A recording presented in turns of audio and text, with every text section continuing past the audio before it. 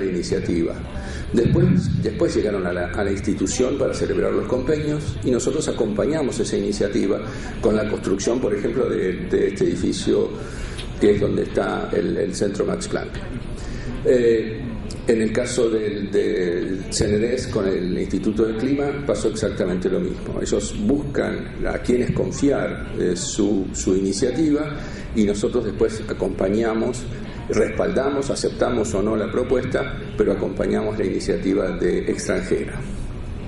En cuanto a los laboratorios binacionales, ahí la relación es más igualitaria y estamos llegando a un nivel de decisión donde conjuntamente decidimos quiénes son los laboratorios gemelos que van a trabajar por un tiempo de 5 años con un financiamiento especial en distintos temas. Se eligen los temas, se llama una convocatoria y establecemos hasta incluso un cupo de laboratorios gemelos que van a ser financiados.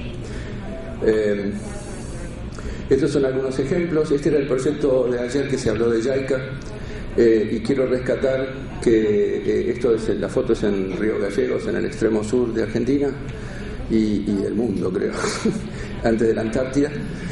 Y quiero rescatar que esto en realidad fue un producto de estudio de la atmósfera que después implicó un derrame de tecnología, porque a partir de esto se construyeron los medidores de láseres para medir aerosoles atmosféricos, que sirvió para el monitoreo de la atmósfera en los aeropuertos argentinos. Que teníamos un problema serio en los casos de erupciones volcánicas, tanto argentinas como chilenas. Este es otro ejemplo de cooperación internacional en el tema del Plan Espacial Argentino y la construcción de satélites. Este es otro que acá es interesante porque es un proyecto que tenemos en conjunto con la Universidad Metropolitana de Puerto Rico, la UMED, y con el Observatorio de Jicamarca, aquí en Perú, y que es un estudio de ionosfera a partir de instalaciones de radares.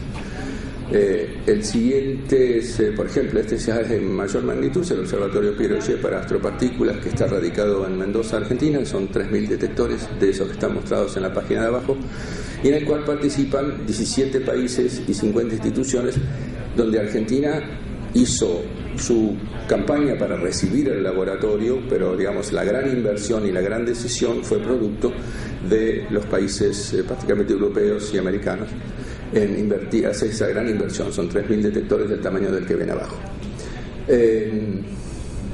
Esta situación es parecida a la de los grandes telescopios de Chile. Este es un laboratorio de geodesia en conjunto con Alemania, que nos pone en primer nivel de investigación en geodesia. Ahora, yo quisiera variar hacia un nivel más complejo de ciencia, que es cómo se contestan las preguntas más complejas. Y esto apunta a la necesidad del trabajo en redes y a la integración de datos. Y esta responsabilidad nosotros creemos que no puede recaer solamente en el esfuerzo de los científicos, como hablábamos antes, y que necesita para estos estudios complejos como es este de la degradación de tierras y la desertificación a nivel nacional, implica un esfuerzo y un acompañamiento y un diseño institucional muy fuerte.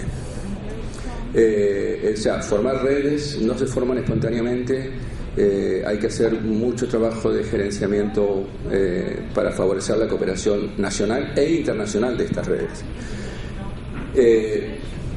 Este es otro que es una base de datos de las investigaciones marinas y la coordinación de las campañas oceanográficas. De aquí de vuelta, en oceanografía, la necesidad de cooperación internacional es muy importante. Y de hecho es aprovechar también las campañas de ocasión que se hacen en el litoral marítimo argentino por embarcaciones extranjeras financiadas por ellos mismos, pero que se pueden aprovechar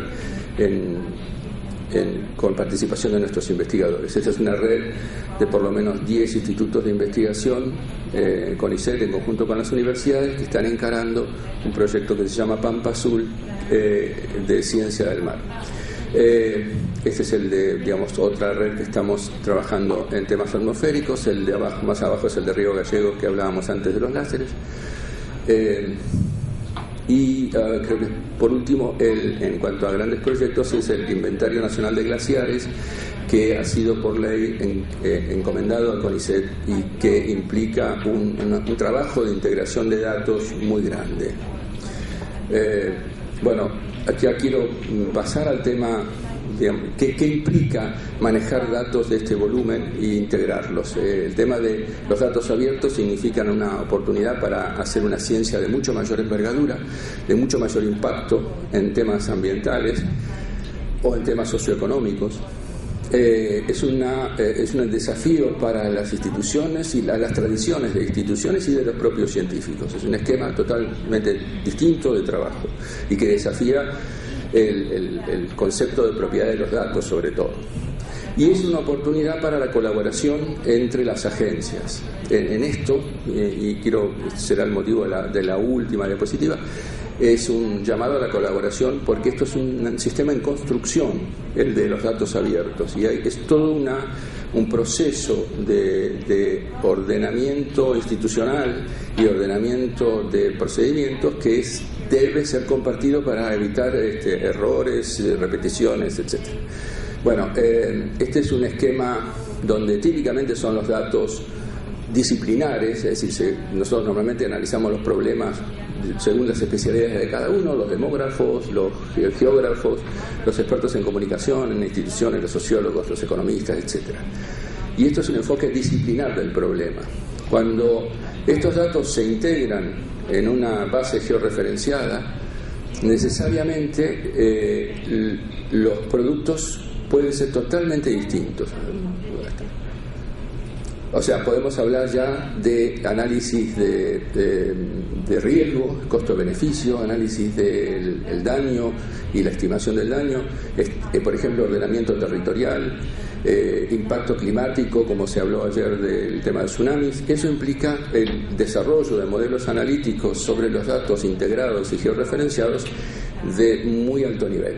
O sea que realmente nos obliga, y eso es la última parte de esta diapositiva, a un trabajo interdisciplinario, pero sobre el sistema, más allá del diálogo que puedan establecer los especialistas. Los datos abiertos entonces permiten una interpretación diferente de los datos y un uso diferente de los datos, apuntan a una integridad de los datos y a una preservación en el largo plazo. Hace un uso óptimo, optimiza el uso de recursos, no se repiten las campañas para obtener los mismos datos porque ya están registrados y almacenados, aumenta la visibilidad institucional e individual. Ya pasamos de la situación de papers a probablemente la situación de datos per se, y da una plataforma para, como decíamos antes, una investigación de mucho mayor envergadura. Y por otro lado, asegura la calidad de los datos y la confiabilidad de los datos. Eso es un tema medio tabú en estas reuniones, pero hay problemas de falsificación de datos, de forzado de hipótesis y selección de datos que en este nuevo esquema de publicidad de los datos se garantiza que el dato es el más representativo de las investigaciones. Bueno, este es un ciclo muy complejo, no voy a entrar porque me va a llevar mucho tiempo, pero muestra en el ciclo de los datos de investigación los distintos mecanismos que tenemos que usar o que tenemos que inventar o captar mediante la cooperación de otras instituciones para poder llegar al ciclo completo de datos abiertos. Está la política de datos abiertos, los planes de gestión de datos, la necesidad de los repositorios per se, y después mecanismos para hacer lo que se llama minería de datos y agregarle inteligencia a los datos y crear nueva ciencia a partir de los datos ya almacenados. Esta es una situación, un mapa de los repositorios a nivel mundial. Vemos que estamos, en nuestro caso particular, en Argentina, Bolivia, Paraguay, y ahí están Venezuela y Centroamérica, somos los que estamos sin bases de datos por lo menos registradas. México y Brasil tienen, digamos, comparado el volumen de datos que genera Brasil y el volumen de su ciencia, tener nada más que 5 el repositorio de datos institucionales marca todavía un retraso a nivel subcontinental o continental en esta materia. O sea que realmente tenemos que trabajar en estas nuevas tecnologías. Este es un esquema muy rápido de lo que significa el trabajo. Es el desarrollo de una plataforma, obviamente, las definiciones de los planes de gestión de datos para que los investigadores informen qué es lo que, cómo van a manejar sus datos, definirlos, el núcleo de metadatos, es cómo se clasifica un dato, que es lo más difícil porque varía de disciplina en disciplina. Por arriba, bueno, convencer a los investigadores de que esto es posible y es obligatorio. En nuestro caso hay una ley que lo manda, porque están trabajando con dineros públicos y esos dineros públicos de alguna manera es la mejor manera de garantizar que eso de algún modo va a llegar al contribuyente. Bueno, voy acelerando un poco. Estos son los esfuerzos, digamos, que tiene que tener un repositorio en cuanto al manejo de los datos. Este ya lo vimos, y este es el estado de situación en Argentina. Tenemos una ley que obliga a los investigadores de cualquier actividad financiada con dineros públicos a depositar sus datos en un repositorio, y entonces por eso nos obliga a nosotros a avanzar rápidamente en la conformación de los repositorios. Las políticas de las instituciones, los sistemas de metadatos, los planes de manejo de datos, software e implementación, calculamos que fines de 2016, mediados de 2017 estaremos poniendo en funcionamiento por lo menos dos repositorios temáticos, uno en materia de degradación de tierras, o tres, uno de biodiversidad y otro en ciencias del mar. Entonces las políticas que se necesitan para el gerenciamiento de los datos es definir políticas institucionales en las agencias que financian y las universidades, estableciendo roles y responsabilidades, establecer un fondo específico para programas de datos abiertos, tener personal entrenado en la curación, el entrenamiento de las investigaciones y la preservación y la integración de datos. Acá quiero rescatar un poco lo que hablaban la representante de Colombia, que no es solamente los datos generados de la investigación, sino las colecciones de datos en colecciones biológicas, campañas que ayudan a preservar el patrimonio, en este caso genético, de un país. Bueno, por último, la infraestructura para el almacenamiento de datos, el procesamiento, la distribución y sobre todo la interoperabilidad, o sea que los repositorios dialoguen entre sí y puedan integrar datos de distintas instituciones. Eso es obligatorio prácticamente. Y esto necesita de una colaboración no solamente interagencia, sino en algunos casos hasta intergubernamental, porque hay principios que se le tiene que dar a las instituciones que debieran ser comunes entre los países o muy similares.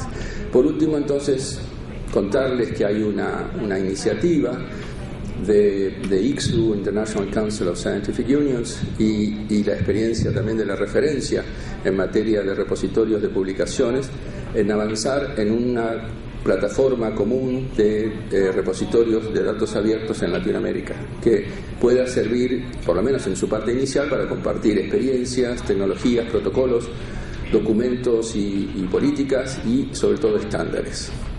Creo que no me queda más tiempo. Muchas gracias.